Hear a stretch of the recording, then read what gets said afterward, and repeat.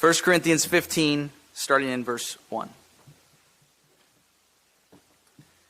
Now, I would remind you, brothers, of the gospel I preached to you, which you received, in which you stand, and by which you are being saved, if you hold fast to the word I preached to you, unless you believed in vain.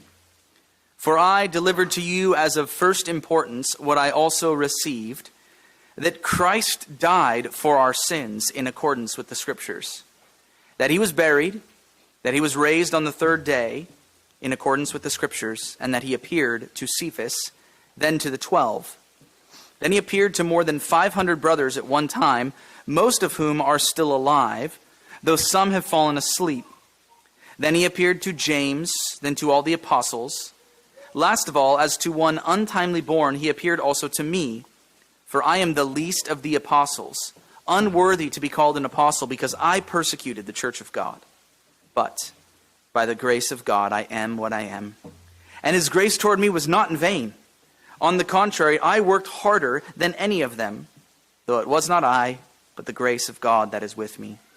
Whether then it was I or they, so we preach, and so you believed.